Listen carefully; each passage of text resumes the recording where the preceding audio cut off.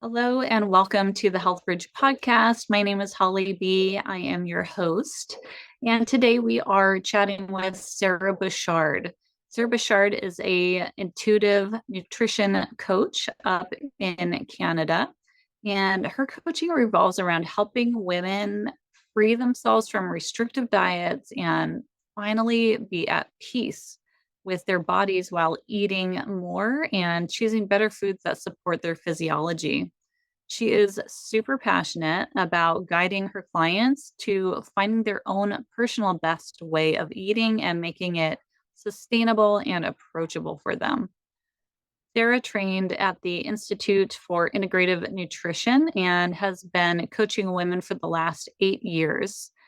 She started with a more keto and low carb approach, which initially solved a lot of her problems, but eventually created more issues for her and pushed her deeper into some disordered eating patterns, which she had struggled with in her life leading up to this.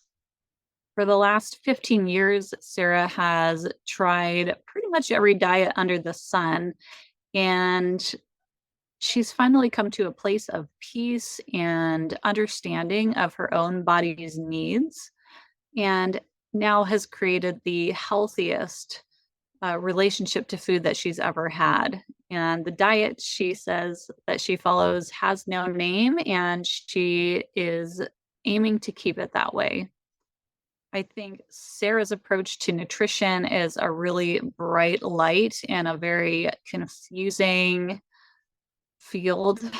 I love her approach because she she's tried it all for herself. She is well-rounded in her knowledge, and she really works one-on-one with her clients individually to fine-tune nutrition for them, for what they're going through in their life and for their lifestyle. So I'm really excited to introduce you to her.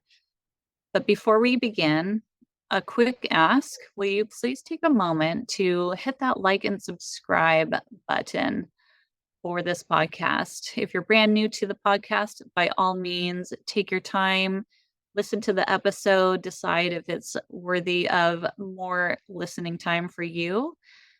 But if you've been listening to this for a while now and following along, I ask you to please just take a moment to support us and help our podcast and platform grow and reach more listeners and more ears by simply hitting that subscribe button. It really helps more than you can realize. So thank you so much. And now on to the episode with Sarah Bouchard. Right. Sarah, welcome to the program. I'm so happy to have you here for a great conversation. Yeah, thank you so much for having me. I can't wait to chat with you. I just really love talking to people like you because you have so much experience and so much you've struggled and you've had pain and you've learned from that and you've moved forward, and I think it's so valuable. And even though, like we were chatting offline before, there are things obviously that we don't 100% agree on, and I think those are the best conversations. Like if you can have a conversation with someone that you see eye to eye on like 90% of the stuff, there's like real gold there. So I'm really excited to chat with you. Awesome. Well, yeah, I think we've both gone down quite a long journey, and we haven't reached the end, that's just what the journey is all about, right? It's a continual process of learning and healing and growing and learning and healing and growing. Yeah. And your journey has taken you really deep into nutrition. So I definitely want to really dive in there. Yeah. And I know that's what you were referring to. I was saying, I was telling you earlier that, you know, I love all the content that you put out there. And I don't agree with everything that you say about nutrition, which is totally fine and totally wonderful. And that's why I want to have you on because, you know, we can have that back and forth conversation, and it's up to people to decide what path is the right for them. So I like trying to not have one-sided conversations on this podcast because I want to present different ideas to the listeners so they can choose what route sounds good, what route they might want to try, what route maybe isn't the right time for them. So let's talk about your journey. Like, where did you start? What were you going through? And, bring us up to what you're doing now. Okay. Yeah, that sounds good. I'm gonna try to do a little bit of a step by step, but man, it's been a while. So there's a lot of different stages in there. So I think where it really all started for me in terms of like my journey of seeking help and wanting to feel better and improve myself was probably about 15 years ago. I was in my mid-20s and I was a pack-a-day smoker at that point. I ate a lot of junk food and I didn't exercise. I felt quite horrible most of the time. And the thing that's really interesting is at that time, you would have asked me how I felt, and I don't think I would have known I felt like that. And it's not until I took a step back and started to feel a little bit better that I realized that at that time, my quality of life was quite low. I had no energy to do anything, and I had all these random symptoms, a lot of brain fog. I remember clearly at that time, I've worked in the restaurant industry for a long time as a server. And I remember at that point I was a server, a bartender, and oftentimes I would find myself in the middle of, dinner rush, completely losing my train of thought. I had no freaking idea what was happening. All of a sudden it was like, what am I doing? What's the order? This guy just like no clue. And it was really frustrating because I felt really self-conscious. Like I felt like people would think I'm dumb. And I was always kind of coming up with excuses of why this was happening. And eventually I remember someone said, "Well, do you think maybe you might have a gluten intolerance?" And you have to remember, like, this was in, gosh, like 2008, something like that. It's a long time ago. And back then, gluten wasn't really a thing. We didn't talk about this very much. And I had no idea what gluten even was. And so it started there. And then I went down this path of trying gluten-free, trying grain-free, trying paleo, trying vegan. I think I got into like the China study at some point and, the blue zones and all that. So I went vegan for a bit. Probably the worst I've ever felt was vegan and vegetarian. And granted, again, like there's a right way to do every diet and a wrong way to do every diet. I was not doing it properly and I made myself feel really horrible. And that lasted, gosh, I'm 39 now, and I don't think, not that it ever ends, like you said earlier, but I don't think I ever got to a point of true homeostasis until about a year ago. And every diet that I've tried solved a lot of issues for me. So, for example, when I went low carb and tried like the whole keto intermittent fasting thing, it solved a lot of my brain fog and a lot of my blood sugar issues. But then I think I took it too far and I did too much intermittent fasting and I did too low carb. And then at some point I don't know if you know what a CGM is. Yeah. Those monitors. So I wore that for a bit. I got it from a company called NutriSense. And I did that for 2 weeks just because I was curious and I wanted to see where I was at. And I had assumed that I would have really well-regulated blood sugar because I was eating so well and I was so carb conscious and all of it, right? And I was eating like a whole food diet and eating clean. And I realized that my blood sugar was kind of all over the place. And so NutriSense has a nutritionist that kind of works with you during that period of time that you're wearing the CGM as well. So I was chatting with her and asking her questions, and she was telling me, well, a lot of people that have done keto for a long time end up having physiological insulin resistance because they are just not equipped anymore to produce enough insulin to regulate their blood sugar, and they just become really carb intolerant essentially. And so that was another rabbit hole for me, because at that point I had already tried, like 20 different diets, and I thought I was doing so well on low carb. And then I realized I wasn't doing as well as I thought. And the markers were there in front of me, right? And so I started tweaking things around again. And then at some point, I found animal based. And so animal based, I'm sure your listeners know a lot about it. Is a lot of animal products and some fruit, essentially, and honey and dairy. And I felt really good for the most part. But the issue for me was there are a couple problems I hadn't solved. My period was still really, really horrible on that diet.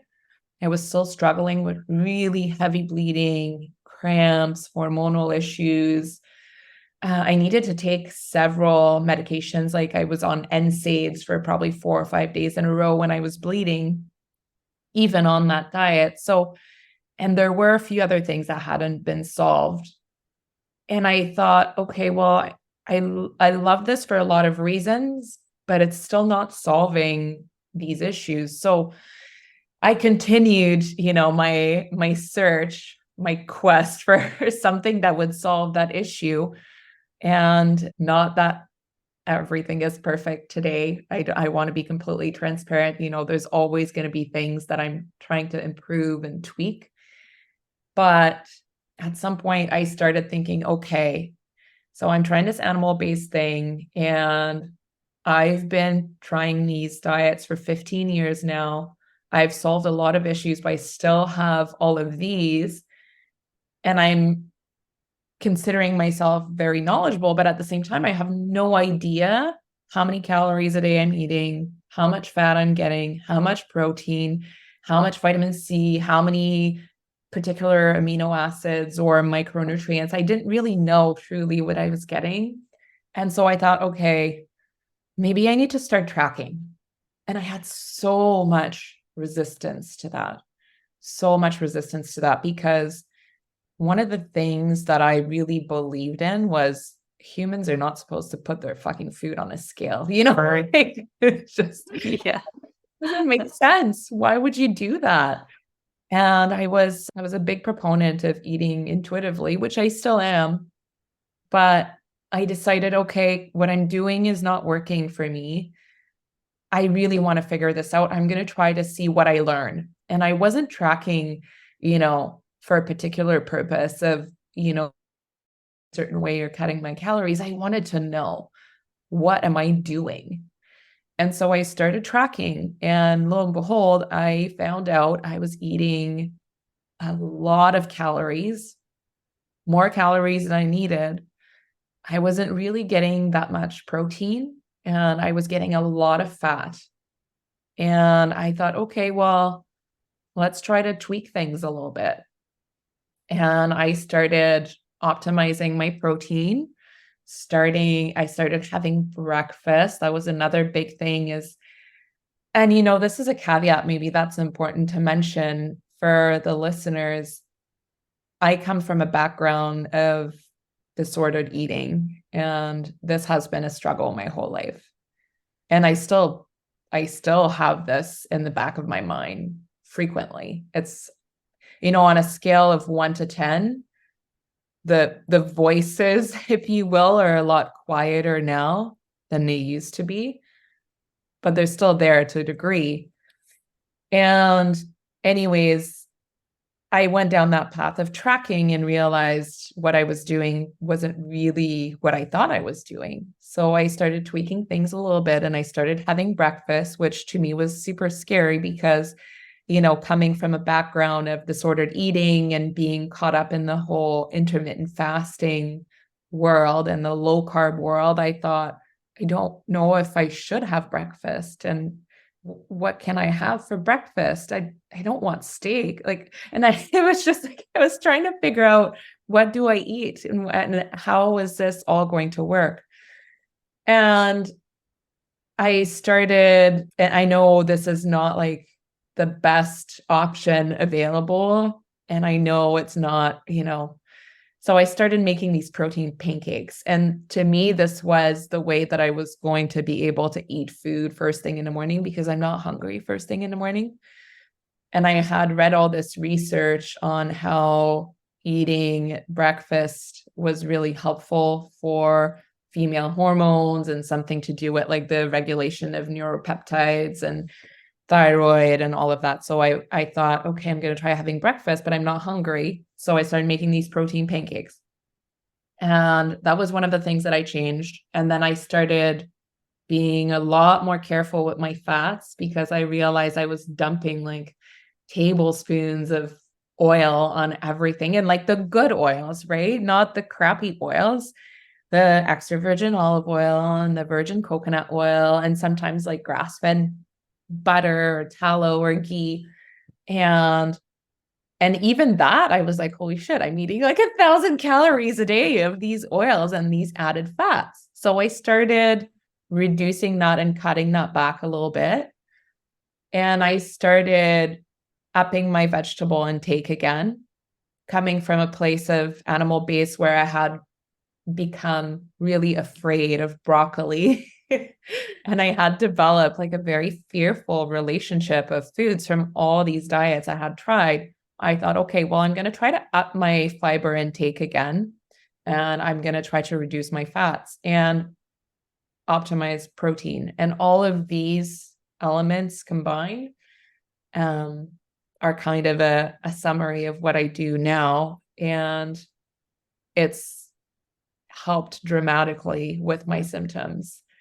My recovery is insanely better. Like I used to wake up sore like 7 days a week. And sometimes it wasn't even from exercising. Like I don't consider myself to be an over exerciser, but like I rock climb, and I just wouldn't recover. I would go for a climb one day and I wouldn't recover for days. And I would have like really debilitating neck pain, and my fingers were really sore. And yeah, so I had all of these symptoms before that are now a lot more quiet. They're not completely gone. I don't want to, make it seem like, oh, I figured out everything, because I don't think that's ever the case. But this is the best I felt in a long time. And another thing that I really love about tracking that's helped me is I never realized that I wasn't consuming sufficient vitamin C, for example, in the winter, or sufficient vitamin E or vitamin D, or even vitamin A or copper. And when I track, I see all of those micronutrients. And it's a really good tool for me to spot like, oh, okay, I'm eating all of this amazing food, but I'm totally missing out on this one nutrient. So a lot of it has just helped me for awareness and truly knowing what I'm putting in my body. And it's actually built a better foundation for me for intuitive eating. So that's the elevator pitch. Not really. No, I love that journey, and several questions have come to mind. So I want to rewind a little bit. And first, you said that I think you were in your mid-20s when you finally decided to make some shifts. And I'm curious, because you said that you, at that point in time, you weren't super aware of really how crappy you actually felt. So what was it that shifted in your mindset to actually want to try to make changes? Yeah, I've asked myself that question so many times, and I don't know. I can't remember what was the initial moment, like the aha moment, because there's been so many. So if I go back to when I was a smoker and when I quit smoking, I was dating someone at that time that was also a smoker, and he decided to quit smoking.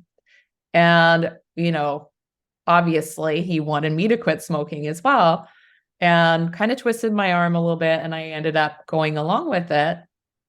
And it was the hardest thing I ever done. Like it was, I don't know if anyone listening has experience with smoking cigarettes, but holy crap. I felt like I was losing my sense of self. It's really bizarre because it's only, nicotine and cigarettes, but I felt like I was losing my mind for several weeks, several months at a time.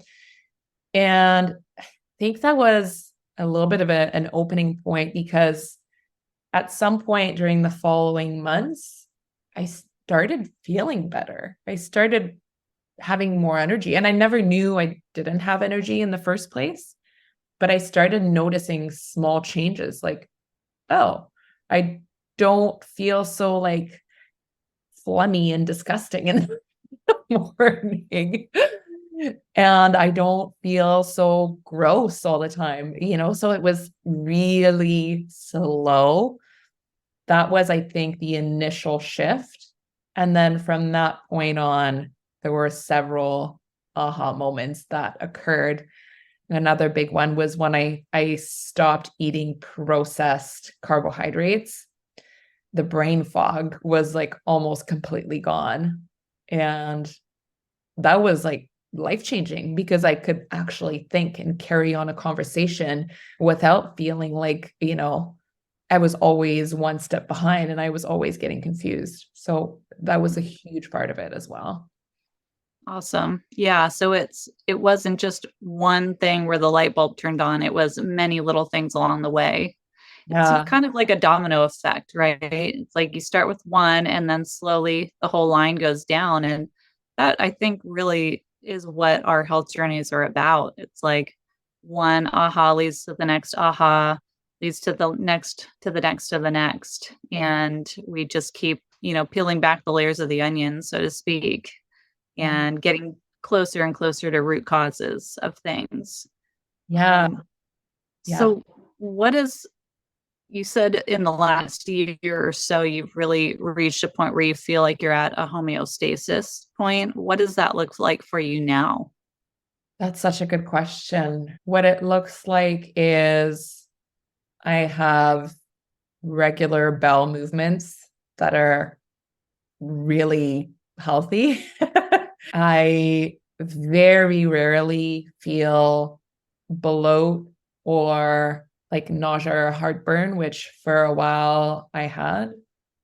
I feel like I can just get out of bed and just bounce out and start doing stuff, and I have energy right away. My energy, I think this is probably the biggest thing for me, is energy. My energy levels are fairly consistent throughout the day. Unless for whatever reason I had a bad sleep, most days I feel like I can just go, go, go. And that's never happened to me before. Like I've needed naps my entire life.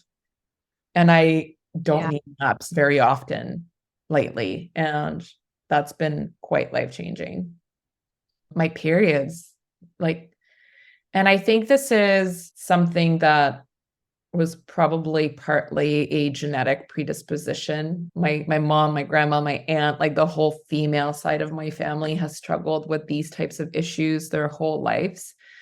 And I've always had really horrendous periods. I've never had a diagnosis, but I'm pretty certain I have endometriosis. I had some really horrible ovarian cyst bursts on me several years ago and ended up in the ER. And yeah, I've had a lot of symptoms that are congruent with that diagnosis, although I've never really had one. But so difficult periods, to the point where I couldn't function for the first 3 to 4, sometimes 5 days without taking multiple NSAIDs, which obviously have a rebound effect and are so horrible for you, right? So that created so much guilt in me. I just felt, man, like I feel horrible and I have so much pain. And And now I have to take these drugs if I want to function, but these are going to worsen my gut health and they're going to worsen this and that. And so it was a whole thing, right? My cycle never really disappeared, which is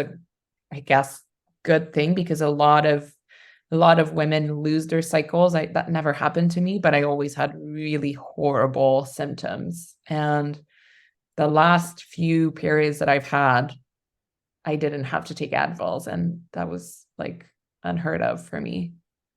Yeah. That's amazing. I mean, that feels like a miracle Yeah. when you go Yeah. through Like, that. oh, big time. It's insane. And to be able to actually do stuff. So like to go for a hike or to go climb or to lift weights on my period, just like, wow. I remember, and this is something that I remember a time where that seemed impossible. And I remember a time where that was my dream. And now this is my reality currently. And yet, on days where things sometimes are challenging with my health for whatever reason, either I have a migraine or whatever it might be, I get down on myself and I just start feeling defeated. And why don't I have it figured out yet? Why isn't everything perfect? I'm doing everything right. And I think this is what a lot of people feel, that are, people like us that are always trying to solve problems and optimize, is we want everything to be perfect because we think we're doing everything perfect. And so, yeah, that's just not a reality. Nothing is ever going to be perfect, but you become better at solving problems and, understanding root causes.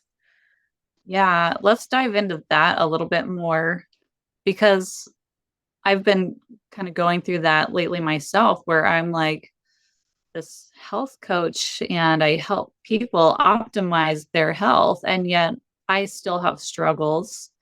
I was really run down, basically for the last month straight, and got sick and then got better. And now I'm struggling again. And, I do have autoimmune issues. So, yes, they're in remission, but that doesn't mean they're gone. So I'm aware of that. But I also get down on myself for like what do I do now? I don't know how to fix this right now. And if I don't know how to fix this right now, how do I help somebody else fix their problems? So, you know, how do you work yourself out of that mindset? And how do you, actually turn the focus back onto look at everything, look at all the improvements I've done, look at all the things that I've learned, and shift back out of that. Because I think also with your background with the eating, dysregulated eating, you know, I don't have that issue, but I can relate to the mindset around food. And, as we've gone through all these different diets, we've tried all these different things, we develop fear around eating vegetables, or we develop that fear around eating grains or all those things. Like, how do we get back to that healthy balance, that healthy perspective of like, we're doing everything we can. There's still problems to work on, but yet it doesn't mean that we're bad people, or it doesn't mean that there's something wrong with us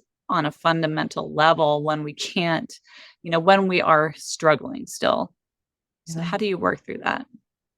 Oh man. If you have an answer, that's a tough one. Yeah, I still don't have the answer.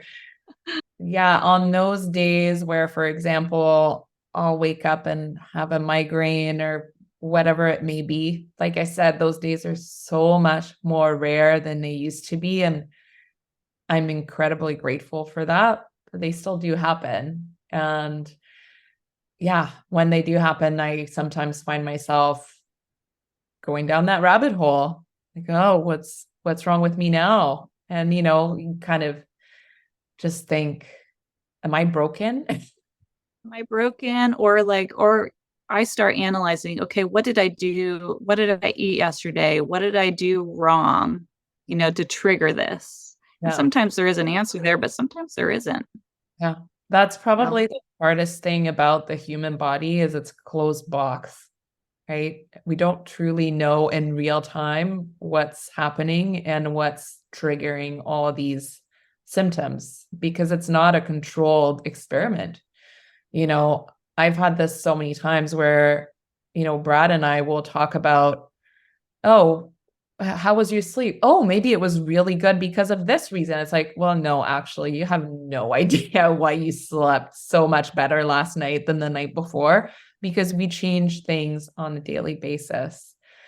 So it's hard to let go of that control in a sense because, being someone that's an optimizer, you want to feel your best all the time because you want to put your best self forward and you want to be productive and you want to be able to help people as much as possible. And it's difficult to do that when you're dealing with your own health issues all the time, right? And so to come back to your question, how do I deal with that? Sometimes I just need to have a good cry about it and let it go. And sometimes I don't, and I just get past it faster. But what gets me out of it is action.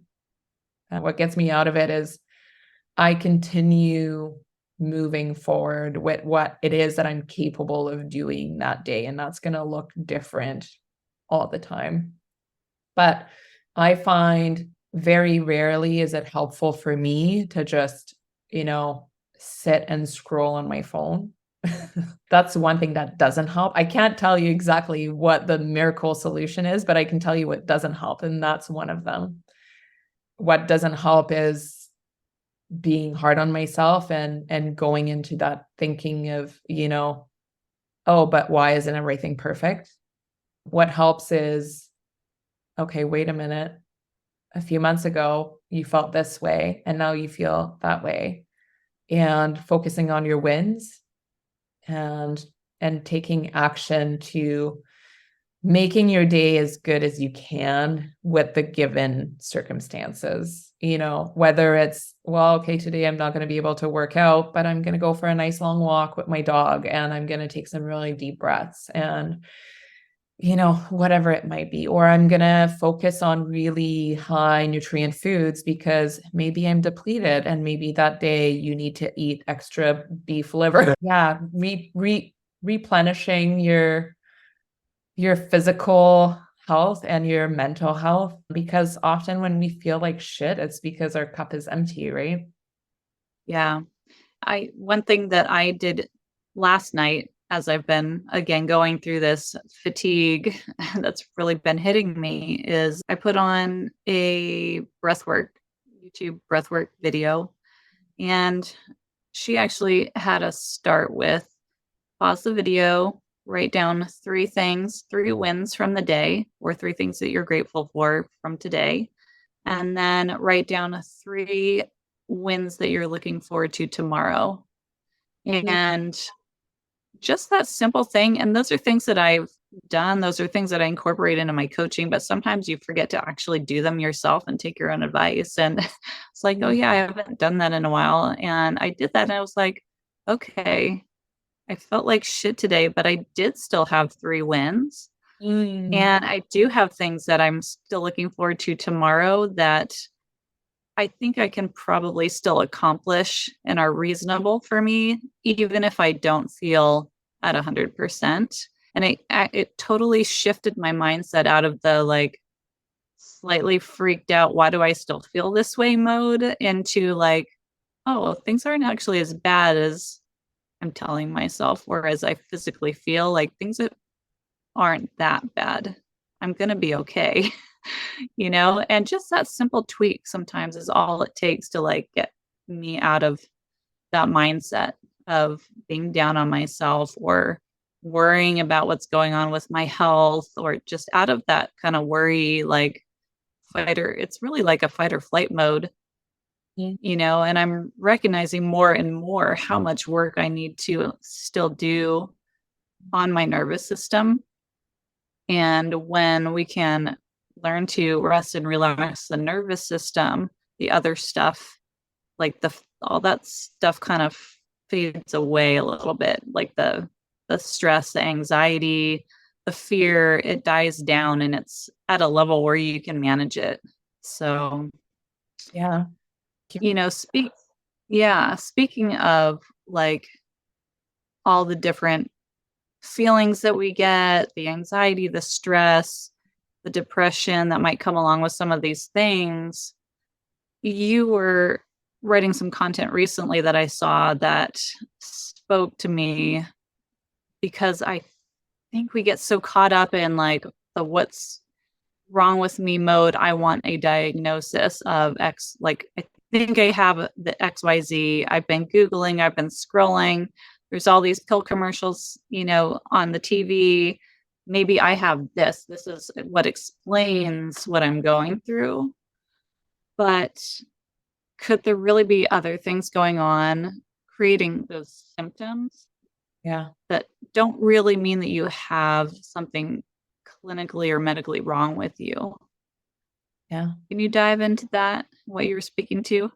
Yeah. Yeah. That's a big thing, and something that I'm really passionate about, because even though, I'm a nutrition coach and what I start with is nutrition, but often what ends up happening is coaching clients one-on-one, week after week, we end up noticing that all these symptoms that they had, whether it be, feeling really lethargic or anxious or depressed, those symptoms often have improved after a few weeks of working together and addressing perhaps some gaps and deficiencies in their diets. So it's not to say that food is everything, because obviously there is so much more to our physical health than just what we eat.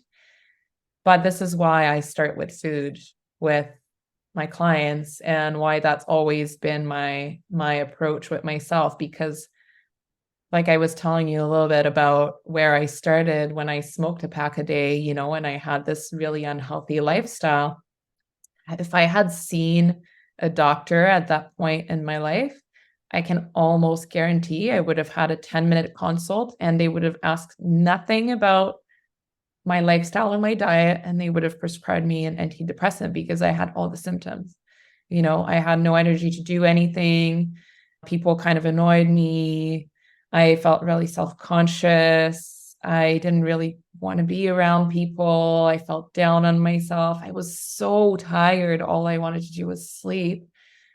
And, yeah, this would have been a diagnosis. And I think I have, quite frankly, like most of the women around me, I think most is a fair statement. A very large portion of the women around me are on either antidepressant or anti-anxiety medication. So some form of like SSRI. And that makes me really sad. I find that to be really heartbreaking, because, and it's not to say that, all they have to do is fix their diet, but it's to say this is a real problem for people, and we need to start having a little bit more of a root cause approach with these things, and like that post that you're referring to, I think it was something like, before diagnosing yourself with depression or anxiety, ask yourself these questions. Am I surrounded by assholes? Was the first line. And, it's kind of funny, but, how many people are surrounded by one or multiple individuals that are just really, really negative for their mental health, right? So there's no medication in the world that will solve that issue for you if that's your problem. And then, other questions, where are you eating a very nutrient poor diet? Because if you're deficient in all of these vitamins, minerals, amino acids, cofactors, your brain is not going to function well, and it's going to be really, really difficult to feel good. So that's another thing, right? Ask yourself all these questions. How is my sleep? I don't know about you, but I know when I'm sleep deprived, even for like 2 or 3 nights, I'm a grumpy bitch the next day. Like, I'm just not the same person. So, yeah, there's so many questions that you can use as, root cause approaches perhaps to solving these problems before. And I don't want, I don't want this to come across as me. I know so many women that are on these medications, and they have all told me if it wasn't from those medications, they may have committed suicide, or they may have, who knows, they couldn't cope anymore, right? So I don't want to shame anyone for taking medications to solve their problems. Sometimes it seems like the only solution, and sometimes maybe they do help. What do I know, right? But if you're not asking yourself these questions first, like another thing that's really crazy is, so if you go to the doctor and you tell them that you're depressed and you're going through grief and this and that, and maybe you've lost someone, they might prescribe you an antidepressant for grief. Like, that's insane to me. So a lot to be said about finding, why the hell is it that I feel like this, right? Is it my diet? Is it that my nervous system is completely dysregulated? Is it that I have way too much stress and I just can't handle it, right? How much stress are we exposed to compared to our stress load perhaps 50 or 100 years ago? It's a completely different type of stress too. And I don't know that most of us are equipped to deal with it. So a lot of questions we should ask ourselves before jumping on a medication. And in my experience, the easiest place to start with people is food. I've said this for a decade. It all starts with food. For me, at least, that was so true, because once I started addressing those deficiencies and I started nourishing my body, all of a sudden I had energy to exercise. And all of a sudden I could think clearly, and I could read books, and I could have conversations with people, and I could seek out the company of people that I actually was interested in. Like, I didn't feel like I was in a fog anymore. So yeah, that's a huge reason why I start with food. It makes total sense, because if we are nutrient deficient, our bodies don't function correctly. We're not giving it the nourishment that it needs for brain function, for, to keep us from falling into the things that we might be genetically predisposed to, I think what a lot of it also comes down to is the willingness to be self-aware, the willingness to be uncomfortable and explore places within us that maybe we've tried to tamper down and compartmentalize and not address because of what it might mean in our lives and the changes we might have to make, past traumas, generational stuff. No. All these things tie in, and taking a pill isn't going to fix those things. It's just going to, in general, it's just going to kind of put a cozy blanket on it, so that you don't notice it as much. But the underlying things are still there. It's not fixing the underlying things. And I agree with you. I'm not, again, totally not shaming people for trying these things. Sometimes we need to take some medication while we are exploring. Yeah. So we can do things in combination, I think, and that can be very valuable. I think it's just the mindset going in of like, I just need this pill and it's going to fix my problem, and then life is going to be good again. That's generally not how it ends up working, unfortunately, for the majority. So do I think that it's great that we're trying to talk about depression, talk about anxiety, talk about all these mental health issues more? I do think that's wonderful. If that means more medication is, and research is coming out around it, that's great too. I just think that we need to be very careful about not just relying on those things to fix our problems. We have to look at how we've built our society. Like you mentioned, this isn't 50 years or 100 years back. This isn't the same type of stress we had even just in that recent time period. We put on so much more onto our shoulders, and that's not ancestrally how we were built to live. Yeah.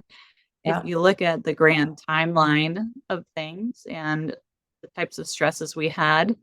You know, we were we're built to function on fight or flight when there's like legitimate danger. But now we're getting fight and flight responses from scrolling through and seeing a Facebook post that we disagree with, and it triggers us into that mode. And so we're in it constantly. We're not supposed to be like that. So I love that you brought up, scrolling on the phone doesn't fix my problems. Yeah. It doesn't get me out of that mode. No, So, you makes it know, worse. just, yeah. So I guess just to, as we come to a close here, just to kind of tie things together, if you are speaking to our listeners and they're in this mode of, something's wrong, I don't feel right, I don't know what it is, how do they start if they're looking towards nutrition as being that starting point? Like, where do I start? It's a good question. So I just want to say this is a quote that I love, and I think it really ties in perfectly to what we're speaking about for anyone who's listening and who is perhaps on medication. Better living through chemistry still requires better living. And so it's letting go of the idea that it's all black or white, and that, you're an awful person if you're taking medication and you're not even trying. That's not fair and it's incorrect. But the idea, that nobody will ever need medication is also not realistic. This is a world that we live in. We're in the modern world, and we're exposed to a lot of stresses that we weren't exposed to. And listen, for as far as nutrition, where to start, to come back to your question, these are the biggest needle movers that I've seen in myself, and I'm seeing with the women that I coach. Is, first of all, you want your body to feel and to know that it has enough nutrients coming in. It's I know the word safe and feeling safe gets overused a lot, but I think a lot of females come from a background of disordered eating and yo-yo dieting and being afraid of food. And I'm not encouraging anyone to eat ultra processed foods and, garbage and say there's no bad food, no good food. What I'm saying is, as far as whole foods, single ingredient foods, try to come from a place where it's a blank slate, if you will, and start experimenting with how you feel eating those foods, and really focus on single ingredient foods as much as possible, and focus on eating frequent meals, having a regular eating schedule. I don't really love intermittent fasting for many reasons. One of them is, we really, really mess up with those stress hormones when we do that. And a lot of women end up pushing that too far and developing a really unhealthy relationship with their hunger, which was something that I've experienced. So, regular meals, eating breakfast, lunch, dinner, snacks if you need to, sticking to whole or single ingredient foods, and really optimizing good quality protein and nutrient dense foods as much as possible. I'm a big advocate of red meat, as I think you are as well, because I think there's just so much nutrition in there. And again, tying it back to mental health, like there isn't another food available other than red meat that's going to have this concentration of things like carnitine, creatine, choline, B12. All of these are cofactors for neurotransmitters. And you don't want to be, eating chicken breast and broccoli all day, even though that might seem like a good idea because they're whole foods, because you're going to be missing out on all those nutrients that are vital for your mental health. So nutrient density is really, really key. And I would say, depending on where the person is at, there has to be a certain awareness around calories as well, because it's really easy to undereat or overeat, and that can cause so many problems. I did this for so many years where I would restrict, and then I would binge. And I went through these cycles, and that affected my mental health really negatively as well. And so, regular meals, quality of ingredients, quality protein, focusing on those foods that really support your micronutrient targets, something with, there's certain amino acids that are really important for supporting the muscle tissue as well, which is something I talk about with my clients. This is kind of where I would start. And then from that point, everything has to be adjusted depending on what the individual feels like, wants, where they're at. And yeah, it's really not a one size fits all approach, but those guidelines are at the core of my approach. Excellent. And for women that might want to chat with you some more about this, where can they find you? I'm mostly on Instagram, Sarah Bouchard Nutrition, and I post hopefully helpful, valuable information. And I try to help women who have struggled with what I've struggled with. And yeah, you can connect with me there and send me a DM if you're interested in chatting. I always love talking to women, and even if it's just, a quick conversation and I can offer them a small piece of information or advice that might help them, then great. That's what I live for. Awesome. Well, thank you so much, Sarah. I loved our conversation. I think it brought so much value. So thank you so much again for sharing with us. I appreciate you so much. Thank you for having me. So I loved that conversation, and I really want to bring this to a close by restating that quote that Sarah mentioned just a few minutes ago as we were ending our conversation. She said, "Better living through chemistry still requires better living." I think that that quote is so important because while nutrition is a huge, huge part of our health and wellness on so many levels, there is still more to it. We have to take a look at lifestyle. We have to take a look at our choices. We have to take a look at who are we socializing with. We have to take a look at how are we speaking to ourselves? What is our internal dialogue? So while chemistry does have so much to do with it, there are still more pieces to that puzzle. But what I love again about Sarah's approach to nutrition, starting with optimizing your nutrition and optimizing your body chemistry through nutrition, is that it has a ripple effect. The habit of making better choices for yourself has that ripple out effect. It creates self-awareness. It creates more self-love. It creates more self-respect. And it will have a ripple effect into all these other areas of your life, your job, the people you socialize with, your health, your mental health, your physical health, the choices that you make for yourself on a daily basis. It has a ripple out effect on those things. And so things that you wouldn't think would be affected by nutrition are. And so as we close this year, we are almost to the middle of December here in 2023. I want you to consider that for yourself as you move forward into the new year. And you don't need to take a new year, new me approach. All of a sudden, I'm going to be this whole new different person. Look at the subtleties. Look at where can I start to make little changes in my life. And if I start in January, even if it's just a minor change, a 1 degree change each day, how much different am I going to feel by the end of 2024? By this time next year, how much change could I create just by taking these really small, intuitive steps at the beginning?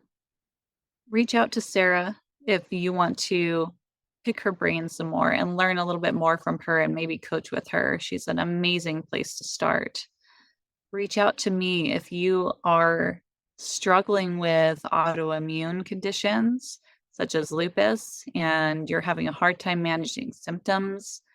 Let's start that self-love process together. I'm happy to guide you. I have a coaching program where I work one-on-one or in group with you, and we establish simple self-care promises that create those subtle 1-degree differences that will have big effects over time as you continue to implement them. So let's chat. Let's have a free clarity call. You have nothing to lose by jumping on a phone call with me and everything potentially to gain. Let's make next year an amazing year for you, amazing year of learning, of growth, of healing. What are you waiting for? Hit me up. Let's chat. Let's get you started in the right direction. Thank you so much for listening. I look forward to connecting with you and seeing you on our next episode of the Health Bridge podcast.